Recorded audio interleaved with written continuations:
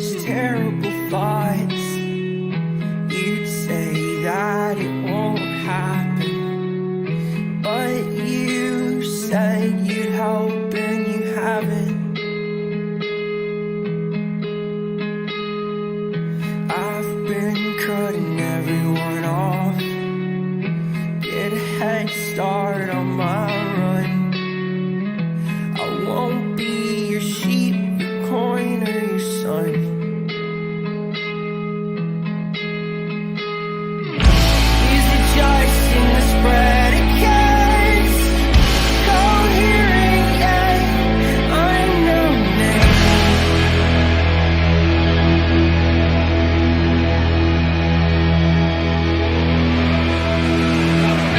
Oh, can you put me in codes? 'Cause I was born for this language game.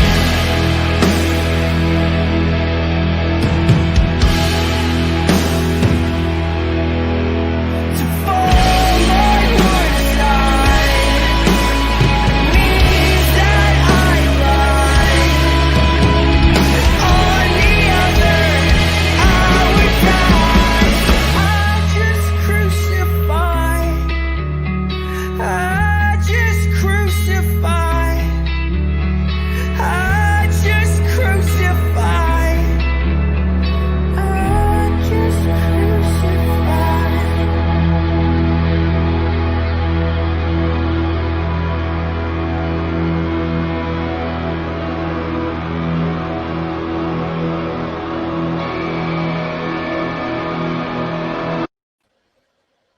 Hey everyone, welcome to Apocalypse Here, Christianity You Can Live With. Thank you for taking the time out of your afternoon or whatever time it is, wherever you are, to join us for this live stream discussion on Christian anti-Semitism. And we have two guys back on the show that we've interviewed individually about different things. We had Douglas on for Paul in Prisons and Mark on to talk about theology and depression. So I'm glad that we have them both here today because they both have interests in Christian anti-Semitism with respect to theology and also with respect to Pauline studies as well. And then Laura, of course, is working on the book of Matthew.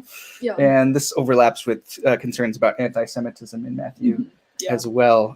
So before we get started with the discussion for today, which Laura is going to lead, why don't we just have you two introduce yourselves for those of you on this channel who don't know who they are. So Douglas, why don't you go first? Yeah, sure. Thanks, John. I teach New Testament at Duke Divinity School. I specialize in the Apostle Paul, and I also direct the prison program there, which is we engage with mass incarceration in the US today, teach classes when we can inside local facilities with learning alongside the residents there and learn about it. So that gives you some indication that I am interested in the Bible, but I am interested also in its impact on modern questions of politics and ethics and culture. Thanks, Doug. I'm Mark Gammon. Until recently, I was a professor of religion and associate dean at Simpson College in Iowa. I missed John so much that I decided I had to move back to North Carolina. And leave your job, yeah. And leave my job. No, I left my job for my wife's job, actually, and came back, and I'm living in Raleigh now. My training is in theological ethics, but also a good deal of Bible along with it. I did my doctorate at Boston College. And so whenever there was a Bible thing that came up, they threw it to the Protestant. So I TA'd for Bible classes. I taught Bible classes. I did all that while I was there. And at Simpson College, I taught a little bit of everything because that's what you do when you're in a small school. Yeah. All right. Yeah, Laura, you want to? No, absolutely. Take it over? All right, yeah.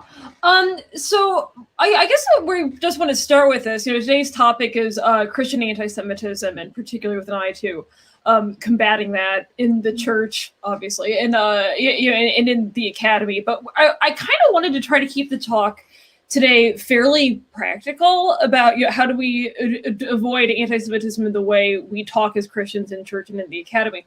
So just to get started, this question is having new urgency right now with the rise of anti-Semitic conspiracy theories and the rise of anti-Semitism in the far right and the alt-right in the United States.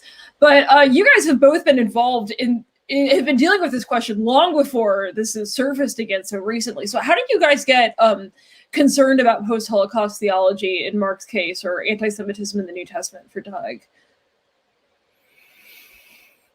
Who wants to start? Mark, do you want to start? Sure. I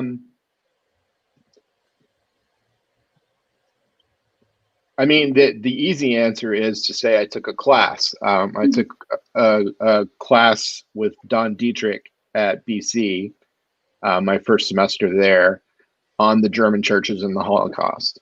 Now, Don was a historian, so he took that tack, but he was also a good teacher, and he knew I was interested in theological issues, and so he sort of let me start walking down those lines and exploring those kinds of things. And there was sort of a collection of things that brought me there.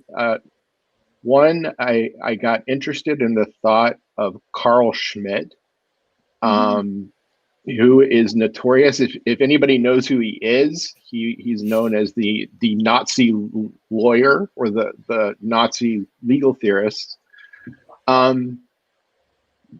But he also has all kinds of interesting critiques of liberalism and certain ways of seeing the world that I found fascinating. And so part of what I wanted to do is dig in there and see to what degree the absolutely hideous parts of his thought had to do with the interesting and challenging parts of his thought, which of course it's more complicated and intertwined than you can really say, but there was something there. And then it of course bothered me that I was interested in a Nazi philosopher. And so I went back and started doing a little bit more research on Christian anti-Semitism, and I fell into reading a lot about post-Holocaust theology, which, I mean, obviously any theology that happens after the Holocaust is post-Holocaust theology, but there is a particular little circle of people who were identifying themselves as post-Holocaust theologians and paying particular attention to what the Holocaust should mean for the way we think about theology and ethics. And it was kind of a sideline. I had an opportunity to write a paper for a conference in Oxford, I think in 1999, 2000, and got there and just saw the dimensions and the depths. And when it came time to write a dissertation, that's where I went. But I mean, interestingly, when I wrote my dissertation, so we're talking 20 years ago now, the BDS movement was really picking up speed, which is the now I have to remember what those things stand for: boycott, divest, and sanction. Yeah. Which is fine for what it is. It's a Palestinian-led movement, and a lot of people participate in it to protest Israel's treatment of Palestinians, which there, of course, are very, very, very good reasons to do. But even then, I started seeing a lot of anti-Semitic language creeping into that criticism, and I got particularly bothered by it because it took off in the Presbyterian Church. Of which I was a member. It just became a very popular movement in that particular denomination. And so my question started to become, yes, we can agree that Israel is behaving quite badly here, but is it a good look for the Christian church in terms of witness to single out Israel in that kind of a way? And so I don't know. I got very interested in trying to figure that out. and trying to, I mean, the answer is, of course, you could protest a million things at any given time in a million different ways. And Israel is just as good a target as any, but I'm not sure that Israel is a good target for the church in terms of leading those kinds of protests. So those are the kinds of things I was thinking about even 20 years ago. Before, I don't know, it seems like every time we turn around, somebody comes out and says, "Oh, look, anti-Semitism is rising around the world." It's been rising for 20 years. And of course, it wasn't good before that. So, yeah, Douglas. Yeah, why don't you kind of give us insight into how you kind of got started in these discussions too? Yeah, thanks. So I've been reflecting on this quite a lot recently, and I was very fortunate because I was taught during my doctoral education by Richard Longnecker at Wycliffe College in the University of Toronto in the 80s. And Dick was a great fan of W.D. Davies, a great Welsh New Testament scholar who came to Duke, founded our great tradition.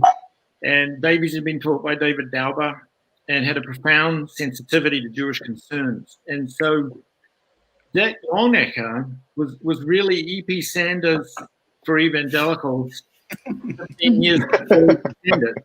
Yeah. So when I was in graduate school, Ed's book had just come out. We were all processing that. Incredible piece of work, Paul and Palestinian Judaism. Just incredible, life-changing. But we also read Longnecker's work, and he had written Paul, Apostle of Liberty back in the early 60s, arguing that Paul had to be understood against a nuanced account of his Jewish background, that it was fine to be a rabbi, that a lot of rabbis were wonderful people. I never actually knew that you were meant to read Paul in an anti-Jewish way. I just got taught in grad school from the get-go, any fool knows that you read him as a Jewish person in that conversation. I'm older and wiser now. So I inherited that concern about Jewish construction in Paul from Dick, and it was really obvious by that point that if you can't give an account of Paul and of the gospel that has a safe place for Jews, you're involved with the Christianity that is fundamentally vicious and also profoundly problematic in its understanding of God. Yeah. So the deepest theological issues were always intertwined with our posture and our construction of the Jew. So this is always kind of bubbling around. And as some of you will know, I got deeply involved with Romans, passionately committed to the idea, can we read this letter in such a way that it doesn't begin its theological agenda by throwing Jews under the bus, which is how everybody reads it. And so you go, well, everybody's post-Holocaust, but of course most people are not. Most people are not personally, viscerally engaged with doing exegesis in the presence of the burning children. Now I was working in religious studies when I went back to New Zealand, and of course we're in conversation with Jewish teachers and also presenting on Judaism. So I began to get involved with post-Holocaust stuff as well, and just with the Holocaust. And we had a local, one of the Jewish professors in New Zealand came to speak, and he said, here are the people that you should read. People like Michael Vichgrod, Elie Wiesel. And he said, you need to read Irving Greenberg, Pillar of Cloud, I think it's Pillar of Cloud, Pillar of Smoke or something. Now that essay will chew you up and spit you out. He's a Holocaust survivor. His family all died. And he just goes through and lays out this program. And you go, nothing can be the same after this. So let's bring these sensibilities into what we do. I don't want to get too worked up this early in the conversation, but can I just add? At Duke, I've learned from some of my colleagues and former colleagues, there's another strand here. We've got to learn to be sensitive to othering and othering operations. And what we're really trying to push back on is what I would call a foundationalist othering operation, where we build our theological models in such a way that we set up a negative and flip out of that a positive identity for ourselves. And in the biblical texts, that negative is going to be Jewish. Mm-hmm. We got to learn not to do theology in that way. And Karl Barth, I think, taught us that. But at Duke, what becomes apparent is, if you set up your theology that way, if you start off by fundamentally othering a Jewish person or a Jewish construct, you're going to other everybody else as well. And you're going to other black people. You're going to other brown people. You're going to other poor people. You are just going to be trained to other. And we are seeing the poisonous political and social legacy of that whole construct manifesting forth today with the enthusiasm of so many Christians for programs that marginalize and vilify and shame and ultimately are prepared and comfortable to do violence to other people who don't look like them. So very important issues are at stake here that impact the real world. And I'm living in America. How can I not be deeply concerned how these play out? I'm sitting there going in horror with the small comfort. Oh, all those theological categories I was taught 30 years ago, they're actually really important. Yeah.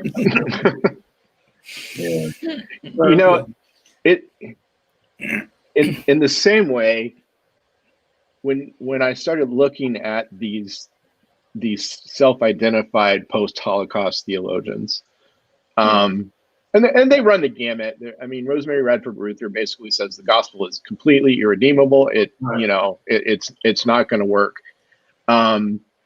And sort of the person running a lot of the conversations and doing a lot of work was a Catholic theologian named John Polakowski. But what I found was the effort was there to say, I want to take the Holocaust seriously. I want to take our relationship with Jews seriously. But that was the only difference. There wasn't any attempt to look at the theological issues in play there. And some people were starting to do that. Christopher Stendahl did a little bit of that. There was some stuff going on there, but all Polakowski and his crew wanted to do is say, now instead of saying we're Christians, we have to say we're part of the Judeo-Christian tradition. Right. Which, of course, every Jewish person I've ever asked about that term is so thoroughly offended by it that it's ridiculous. But it's sort of liberalism, isn't it? Yeah. And then the other approach was basically just to say, well, let's make sure the right people have power. But now that we're aware of Jews and we feel guilty about it, let's make sure they're in the circle with us in a certain kind of way. I mean, and I was just like, well, you're not really reacting in any fundamental way to what's going on with the Holocaust at all. And sort of like Douglas suggested, I found myself turning to Barth. I did that because of David Gushee, who wrote a nice little book called Righteous Gentiles of the Holocaust.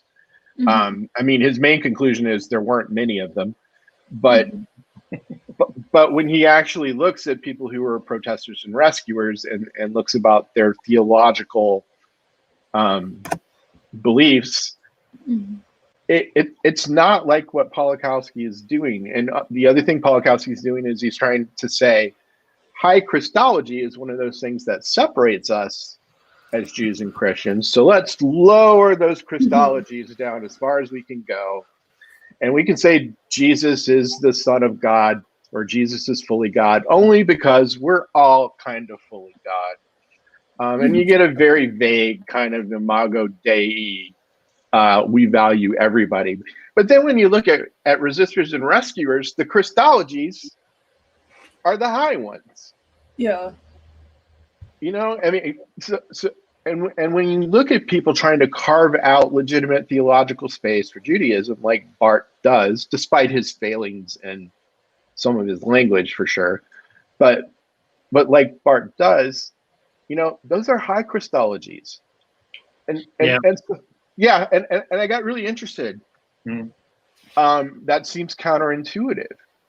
But somebody like Michael Wyshegrad, who loved to read Barth, weirdly enough, as a Jewish scholar, and there's a Rabbi David Hartman who did as well. They recognized that there was something else going on in those theologies that was more hospitable to Judaism than what was going on in the self-identified conversation. Right. So. Can you, this is actually, I'm actually going to skip several questions and move forward. Can we spend a little more time on this? Like, do you think, how does high Christology and preventing anti-Semitism relate to each other? Because I agree, it's totally counterintuitive to me. That, you know, I'm thinking about like, you know, Rosemary Radford Ruther, the whole idea that Christology is necessarily a reaction against Jewish reading strategies in the Hebrew Bible. So how does high Christology and anti-Semitism, like, can we just put those things in conversation and talk about how they're related and how we can resist anti-Semitism with Christology? I mean, partly we could say, well, we're not exactly sure, but I think one thing it has to do with is high Christologies resist cultural appropriations more than low Christologies do. Well, they can do. They don't always. Yeah, the Byzantines had a high Christology. And they were cruel beyond belief. Yes, that's true. but when you have Jesus as the sort of exemplar of some particular ethical ideal that's prevalent at the moment, then you're always shifting with the cultural trends, it seems to me, which is what a lot of that historical Jesus stuff does. I mean, you read a historical Jesus book and Jesus looks like whoever wrote the historical Jesus book, at least in that circle. So, I don't know. There's something there that's more able to offer a cultural critique at times, I suppose. I do think it depends what sort of Christology you are working with and what its implications are. And I think the $64,000 question is the one that Bart identified initially, which is whether you're in effect doing your Christology from above or from below. And if you start off by prefacing your Christology with another theological agenda or vestibule where you build up from your own location, that's what opens the door to anti-Semitism, as you invariably project some rosy-tinted image of yourself into the heavens, and you reify where you are, and necessarily stamp on, by implication, all the other people who are not like you. So I think you've got to kind of sort that out from the get-go, that we do our theological work from a place where God is self-disclosing through Jesus. And then once you've got that moved, you really have to drill into the fact and face the fact that we have overlaid with obfuscations for centuries that Jesus was a Jew.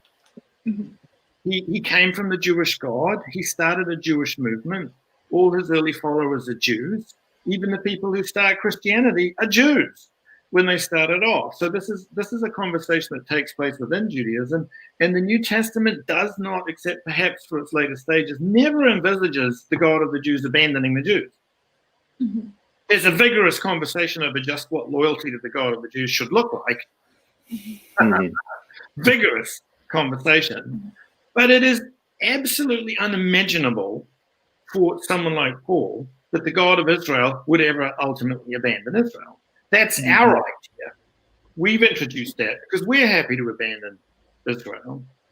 And I think if we can just also resist that particularly kind of appealing, widespread, well-intentioned, fundamentally poisonous construction that is the Lutheran reading, we can even create a big space where messianic followers of Jesus can still live and breathe and follow the Torah and venerate Israel and venerate Jerusalem, because that's the situation that the early church was. That's what it was. That's what it embodied.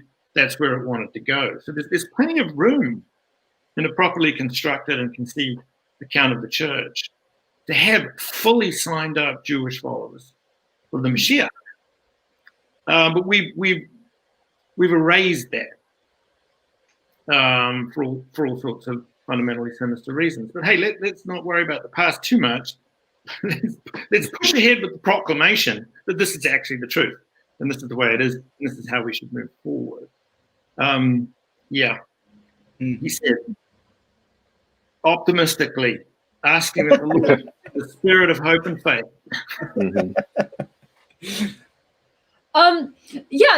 That's all really, the high Christology thing, and the way that relates to cultural constructions, that's really interesting. Where do you guys think anti-Semitism is most noticeable in the modern church or in modern preaching? Can you think of places? Well, let's try to keep this more popular, like in churches or in popular writing.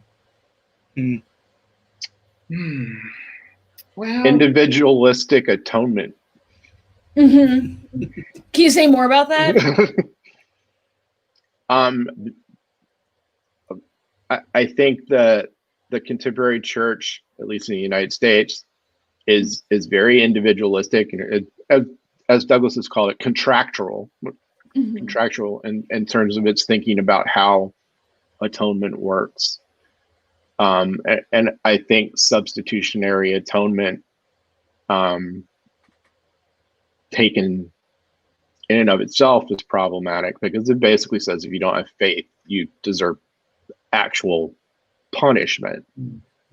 And so I think a lot of it is there.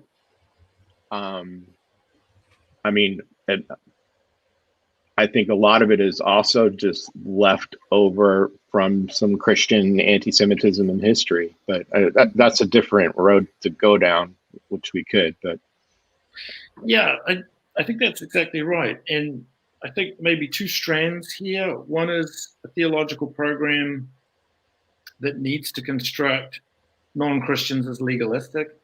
And you need to bounce out of that and become a Christian who gets saved by faith alone. That will erase Judaism and erase the Jews, because the texts talk about Jews.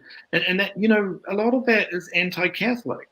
That's Protestantism defining itself against its forebear and needing to define Roman Catholicism as, in some sense, kind of religiously vicious. We need to get over that. So there are theological constructs in play here, but I think there's also something very important, and that is, Mark, I think where you were going was exactly right. The sort of religion that we have come up with is so profoundly privatized and so diluted, it lacks the capacity to form its adherents in a way that can take them past the vicious distortions of their own cultural location. We've lost the ability as a church to form people counterculturally. And we're all spiraling into an abyss of ethnic self-righteousness if the church isn't dragging us out of that and teaching us to build bridges and cross boundaries and break through walls in a way that is reconciling and inviting. So there's a fundamental kind of formational failure on the part of a lot of Protestant churches, and I think also some Catholic churches as well. And without that, we can't be shaped in a way that teaches us to respect and then love our enemies. Yeah, no, absolutely. Can I answer? Yeah, go for it. Yeah. Something I've noticed in the way that some pastors tend to preach from the Gospels and the depictions of the religious leaders, especially Pharisees. They get sort of depicted as these sort of evil legalists, as Doug was saying about sort of framing up Jews and Paul as legalists. They're the bad guys, and we need to preach in such a way that really exposes that and doesn't include us in as really Pharisees in the text. We're really the ones who should identify most with them, and not sort of other them as being these sort of big bad guys. And I think anti-Semitism can sort of sneak into that pretty easily when you're preaching in that way from the gospel. So I've noticed that quite a bit. Yeah, no, that's Yeah, but no, I think that's exactly right. And so, I mean, the sorts of projects that Laura is involved with, historical retrieval, what it probably meant in its original context, is really helpful here. Where you can point out Jesus' critique of the Pharisees is a critique of corrupt religious leadership. When have we ever needed that more than today? The problem is not Jewishness. The problem is corrupt authoritarian gatekeepers who abuse the scriptures to stop other people from getting close to the God revealed by Jesus Christ. Yeah. So that stereotype does not apply to all Jews. It applies, as Jon was saying, it applies to us. Yeah, no, absolutely. Do you guys? I'm kind of skipping around a lot just based on where the conversation is going, but this might be a helpful question. Where do you guys think anti-Semitism comes from in Christianity? Like, what are the origins of this? Yeah, it's a huge question. Yeah. People are fundamentally awful. Just sin.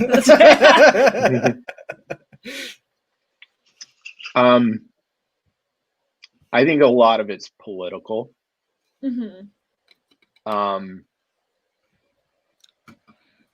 See, here's my Stanley Hauerwas, Richard Hayes, Duke seminarian brain coming through. But I mean, with the Constantinian conversion, and as the church begins to serve the government in certain kinds of ways, those who refuse to become a part of the church do stand out, and it gets tied into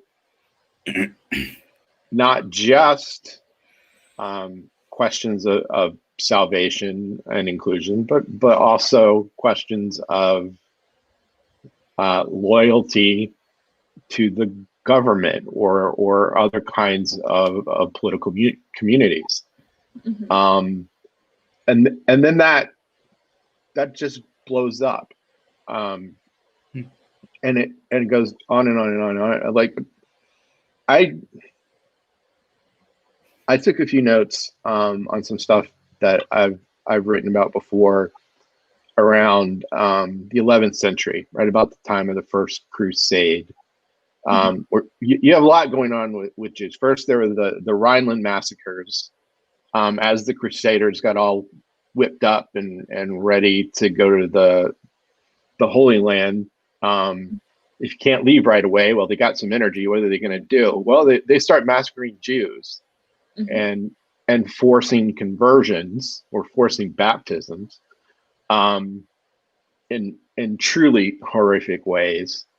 But because they had a political other there that was convenient to do that with. At the same time, in England, about then there wasn't really a Jewish community in England until William the Conqueror. So 1066, William brings Jews over with him. He brings Jews over with him because you need credit to build a proper economy. Jews can lend at interest, which Christians can't do. And it ends up that because of certain kinds of property laws, Jews' wealth was liquid. They often weren't allowed to own land in the way that traditional wealthy people did. And so they held a very interesting political space in England and France and other places where they weren't vassals of anyone but the king, because they weren't associated with land ownership at all. And so that means they report directly to the king, not the immediate nobility in the place they lived or something like that. They could loan money, but they had to depend on the king, if the king felt like it, to actually collect on debts and enforce debts and things like that. And there becomes a lot of political tension and economic tension between the nobility and the Jewish community, with the king kind of standing above it, sometimes trying to appease the nobles and sometimes trying to make use of Jews in various ways that he can. But then all kinds of things start popping up. So Jews get accused of coin clipping, for instance, which it's not super familiar to us now, but when coins were actually made out of precious metals, they were basically weighed. So if you had a silver coin and it weighed something, but once it's stamped, it's presumed it weighs that. But Jews were accused of actually shaving or clipping the coins and minting new coins in order to build their wealth, which is, by the way, in England, if you see a pound coin, look on the edges. There's writing on the edges. That was introduced to prevent that kind of thing from happening. They're accused of, after that, the blood libel. The blood libel tended to emerge in portions of England and Brittany where there were richer Jews to whom nobility owed more money. And so those Jews had more political power. One of the most famous ones is Aaron of Lincoln. So in Lincoln, you get a very famous blood libel story coming out with a little Saint Hugh is the boy that's supposedly murdered, and there are things dedicated to that in the Lincoln Cathedral and so forth. And then they also get accused of desecration of the host, and all kinds of wild ways. And so what you end up seeing is, I went to this spot because there are political tensions, largely having to do with economics sometimes, which then feed into these outrageous stories or accusations of a theological nature, because it's a way to other that community. And then those things continue on. And you end up still with stereotypes of,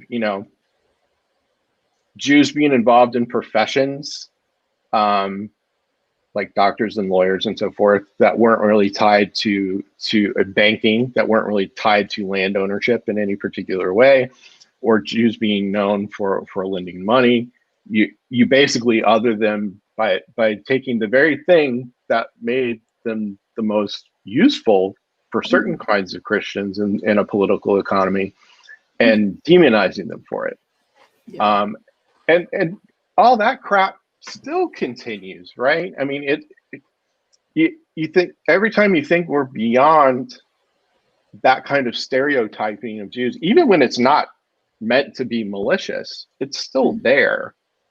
And so it's been intricately tied to politics and economics and culture in certain kinds of ways that is very difficult to untangle at this point.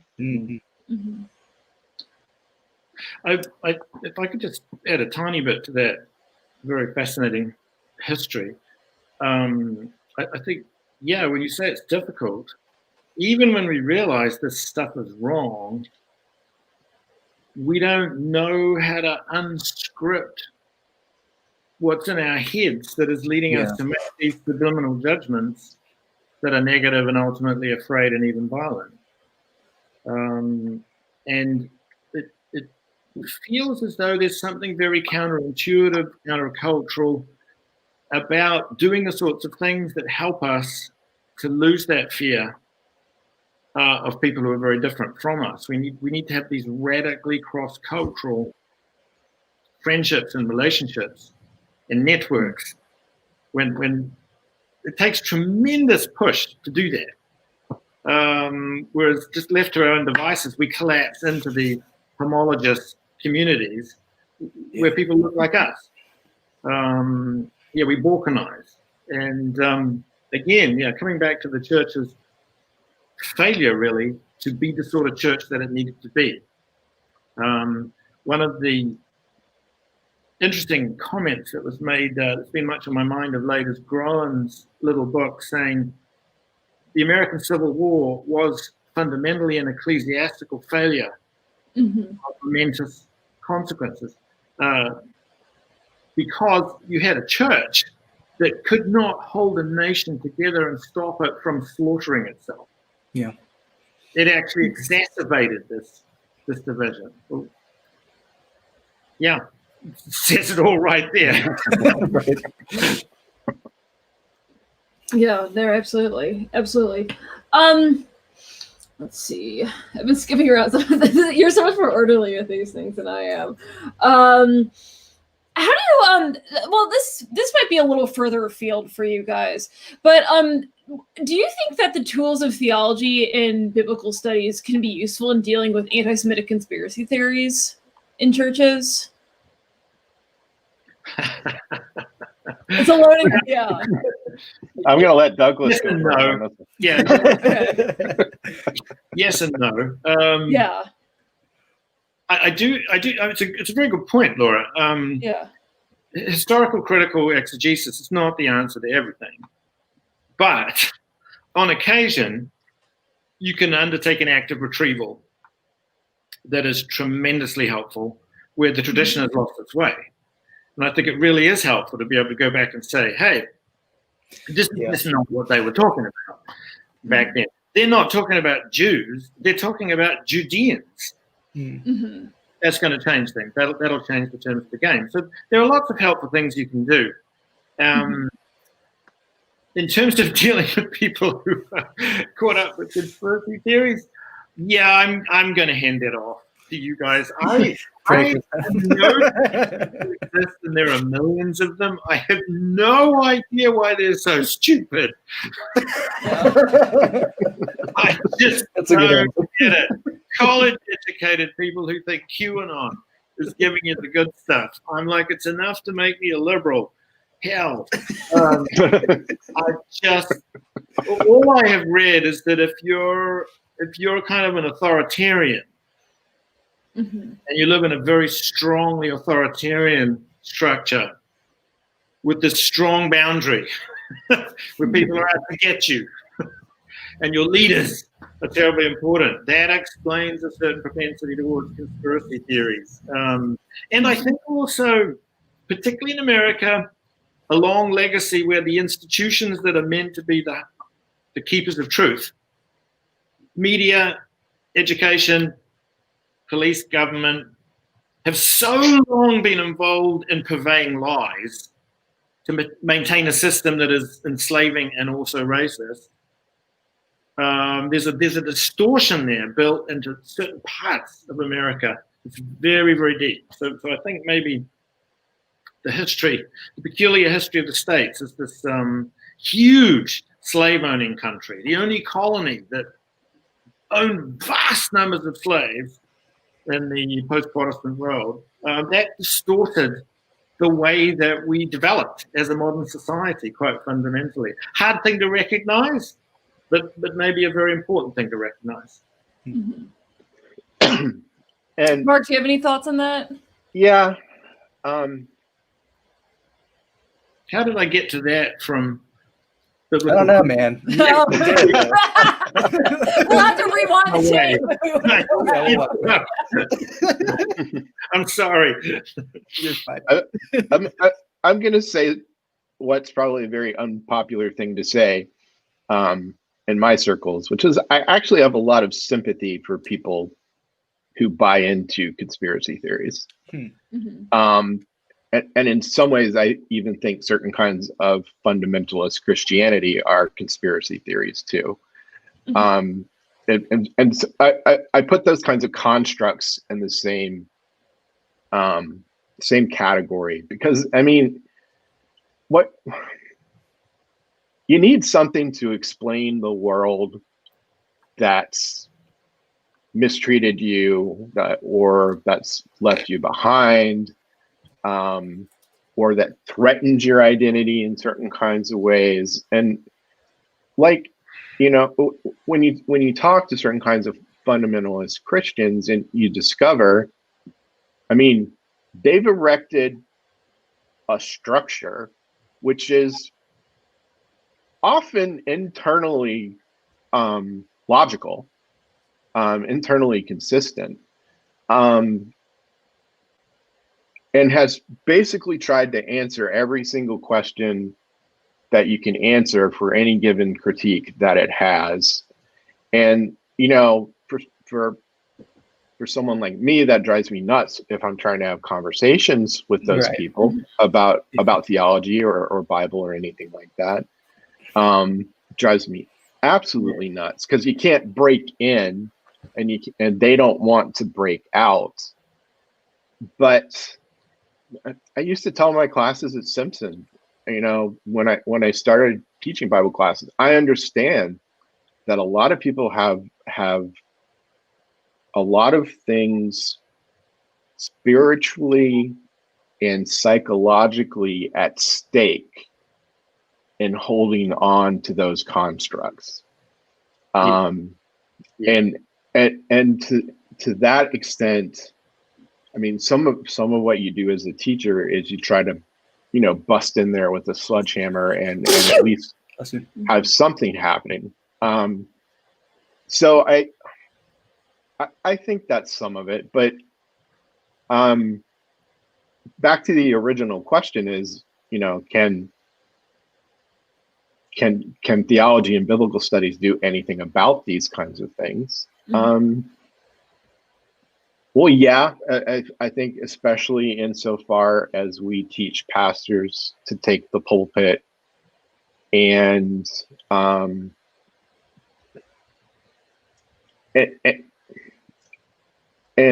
abandon some of those pernicious theological ideas that have been troubling for so long.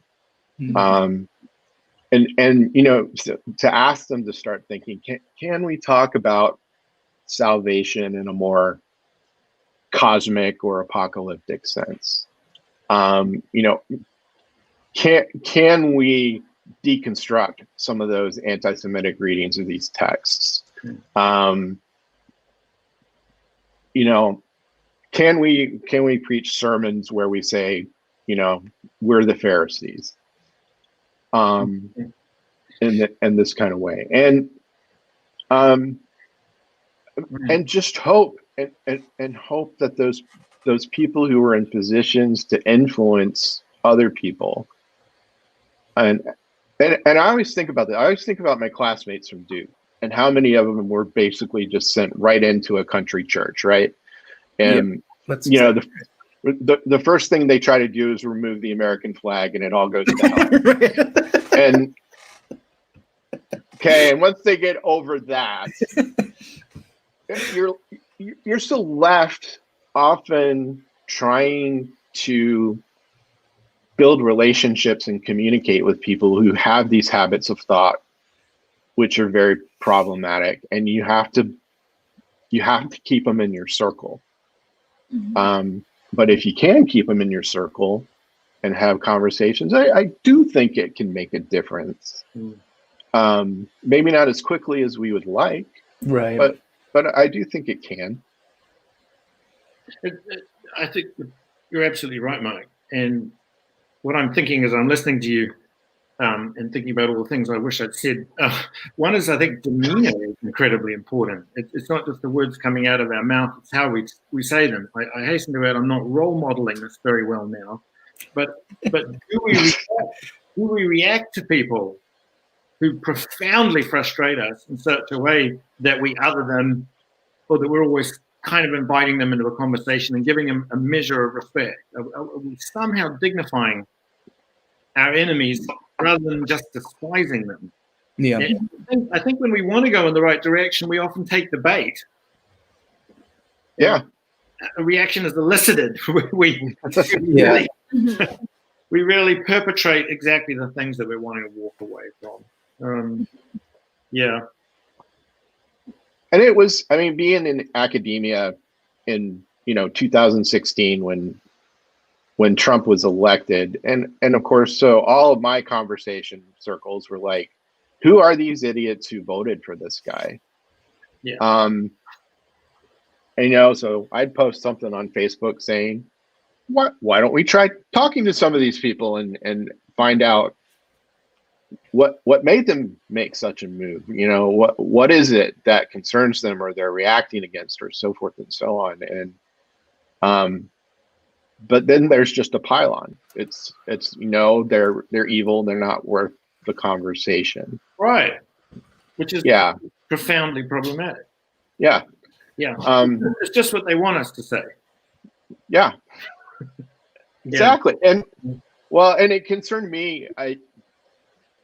I was at a conference a few years ago, right before that election, and I said, well, I think we have a big problem coming in this country, and that is the rural urban cultural divide.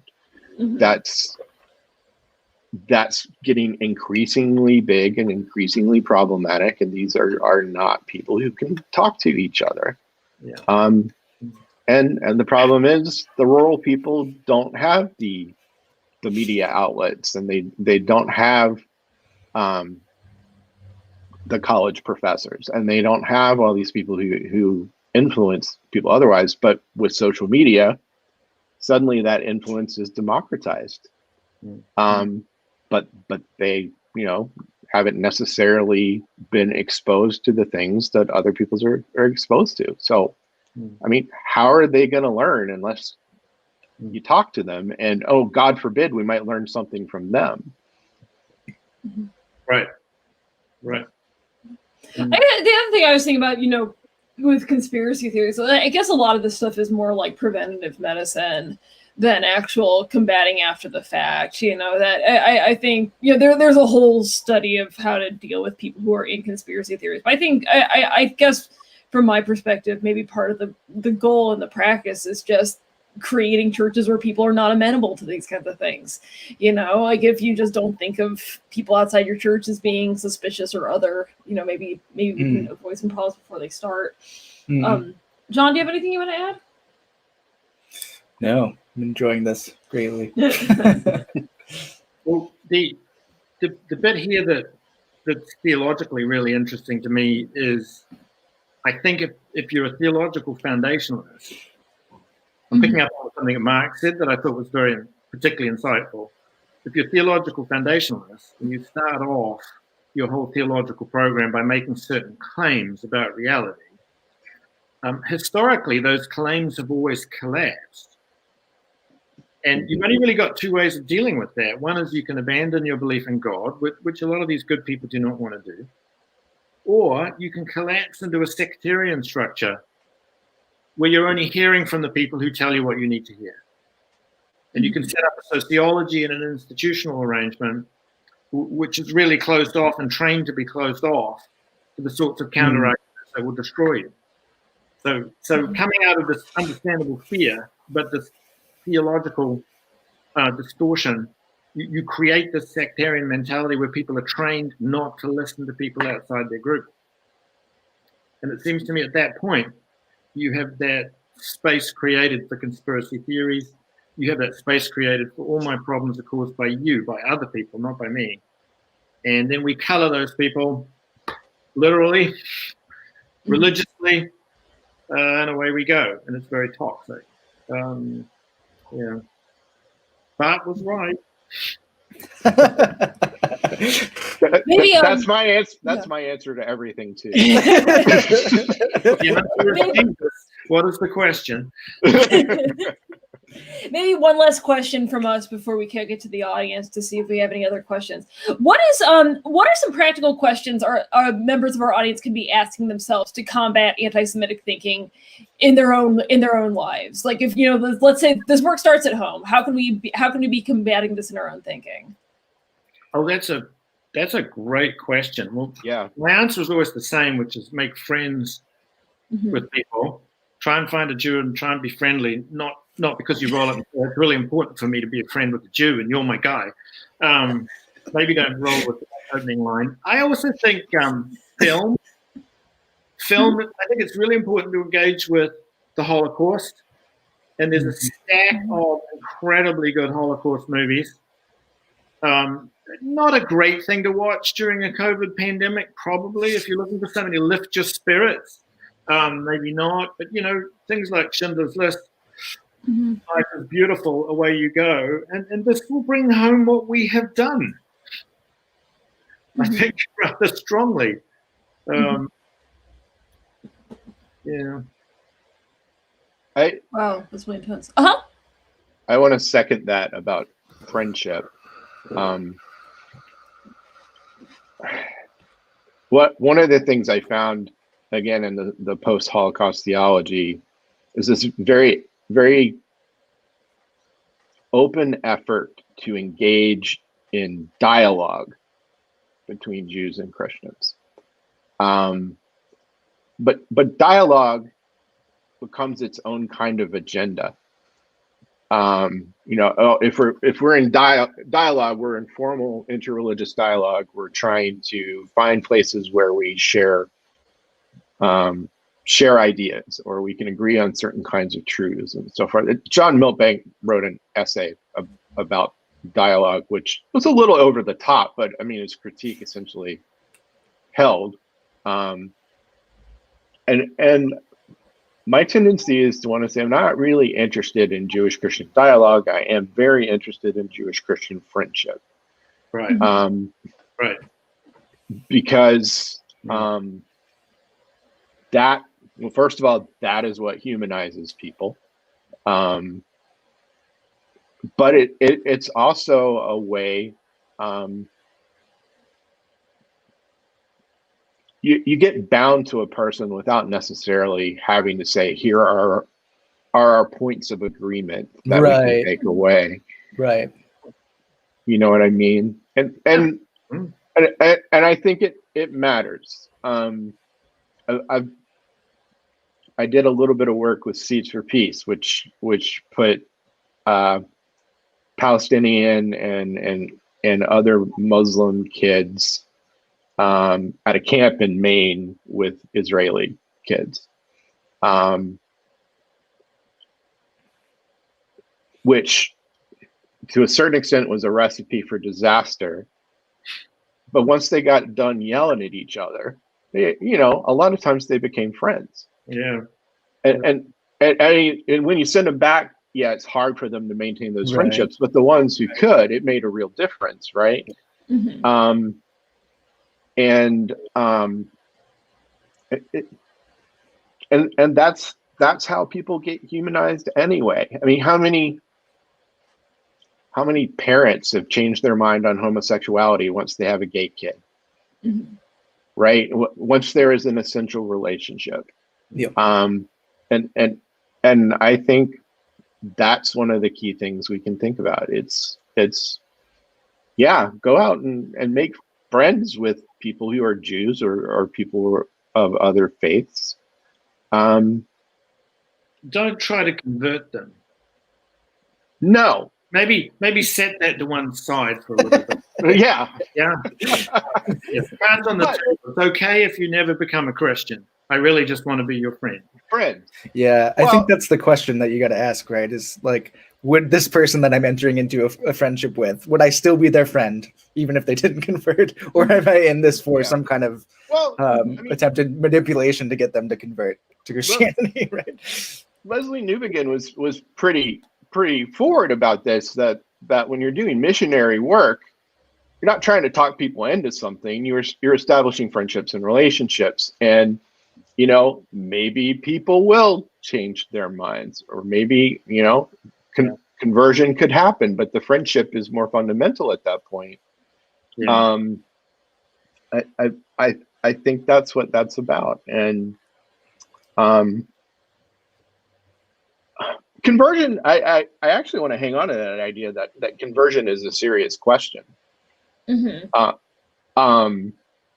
I mean, personally, theologically, I don't think the Jews need to convert for a variety of reasons, one of which, I think of salvation in more cosmic ways, so forth and so on. But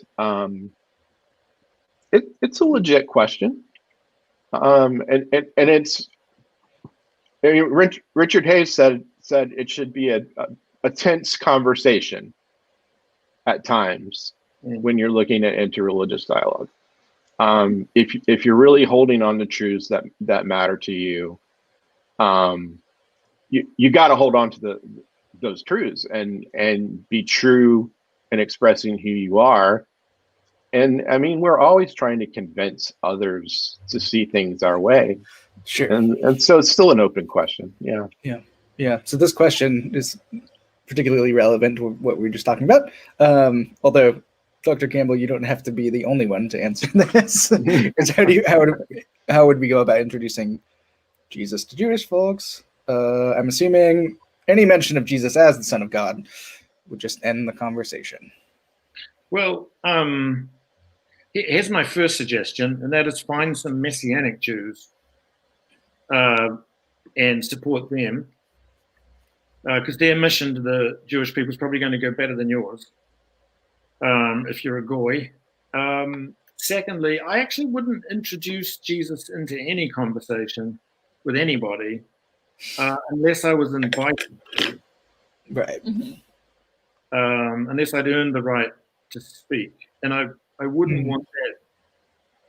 I mean, obviously, if someone asked me a question or up front, but in terms of with a mind towards so-called conversion, for that friendship to be established, for the conversion to really work and be authentic and have integrity, it has to be a conversion of friend to friend, friend with friend, friend walking with friend. And these things take a long time to establish, and we probably don't have to programatize exactly when a conversation or many conversations would take place about God and Jesus and what that looks like. I think out of the friendship, you will have those conversations at the right time, possibly. I have wonderful friends who are Christians, always have been. I have wonderful friends that I've walked into Christianity with. My best friend in high school, we became Christians roughly the same time. I have wonderful friends, and we don't get to talk about Jesus hardly at all. I'm okay with that. I pray and I talk and I wait. Yeah. Yeah. Any other questions, John? Yeah. Let me think about that one. Yeah. Oh, I mean, we do have a question here just about, can history not be, do you get to a point where history is not done for its own sake? I feel like I disagree with the premise that history is ever done for its own sake. I think like all history is narrative building, all history is recalling things that we think need to be remembered for a reason. So I think all history is motivated. I just think the question is whether or not you're aware of the motivations and whether or not you're choosing good motivations. So I think that's how I would answer that is, if we're going to study the history of Jewish-Christian relations, dealing with the Holocaust seems like a pretty damn good reason. So I guess that's, But you can get into a tricky space here because on the one hand, what we're essentially being gripped by is pathos. Mm-hmm. We look at people or a network who've suffered horribly. We feel guilty and we resonate with them. And there's a sense in which we have to feel that pain. We have to be prepared to listen to the story of that pain. We don't necessarily then have to grant ultimate authority to that people in that space in relation to all truth claims. And navigating that is tricky but very important. Holding on to what Mark was talking about before, the critical truth claims that we have in the middle of that pain space is tricky but important. Yeah. No, that's a great qualification there, Doug. I really like that. And then we have Elvira asking, how do we combat? I think this is just in relationship to the. I get how saying like make friends with a Jewish person can feel like very loaded advice. I think Yeah, I mean, I don't know if I can try to like translate for you, Doug, which I feel like I do a lot. I think I think generally there's more. I think what we're all talking about here is more about expanding your networks and not, locate Jewish person to make them be friend. Like it's not this sort of like search and destroy mission. We're talking more, Yeah, exactly. I mean, but I actually think there's a really serious theological principle here, because we tend to pontificate and pronounce over constituencies and groups and networks, and make claims about them, which impact them, and we don't know them. So my rule of thumb would be, don't prognosticate about a group of people who are very different from you if you haven't maybe hung out with a few of them for a while.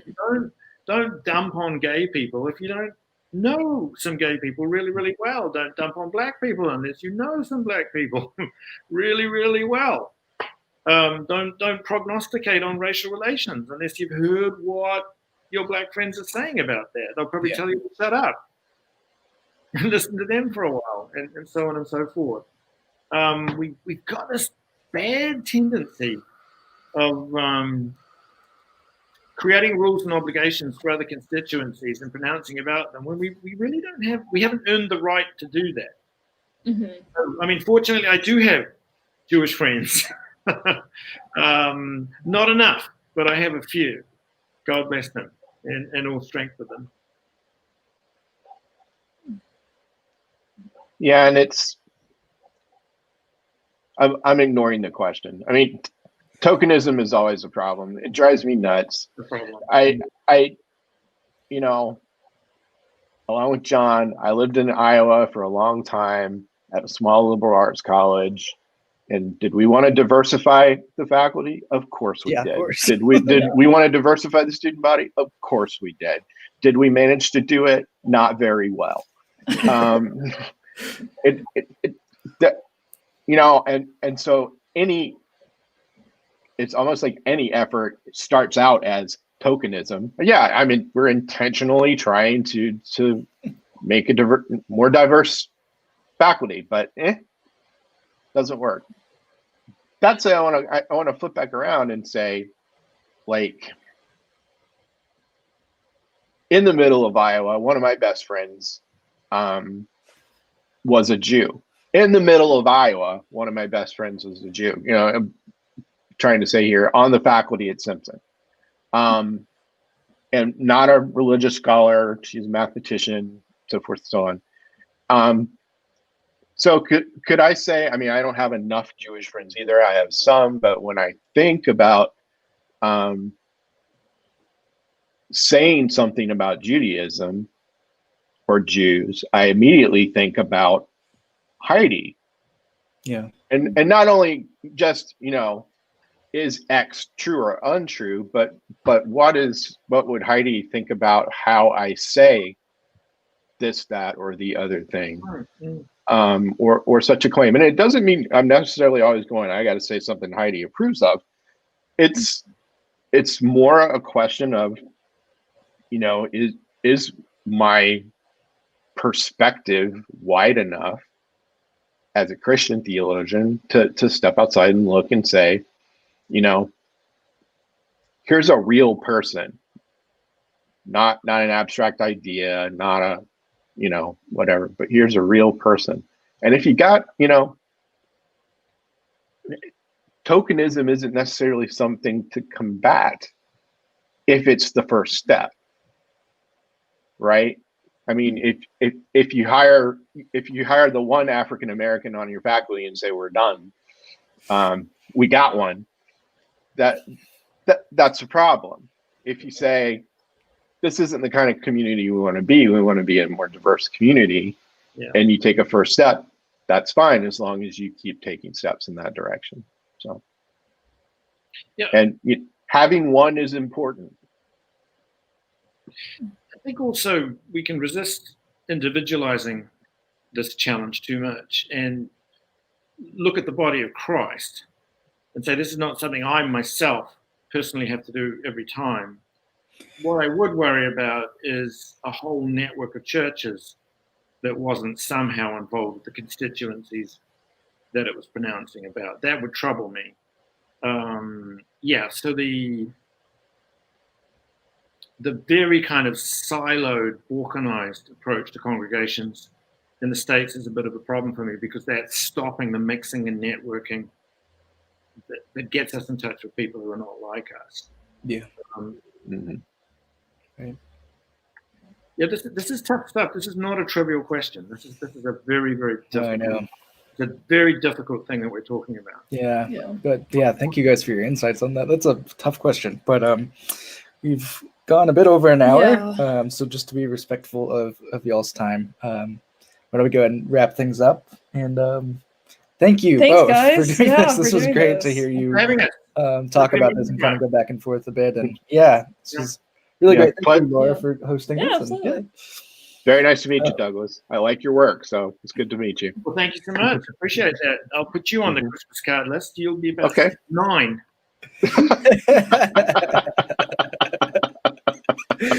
Oh, man. Awesome. Well, with that, this has been Apocalypse here. Christianity you can live with. Thanks, See you, guys. everyone. Take care.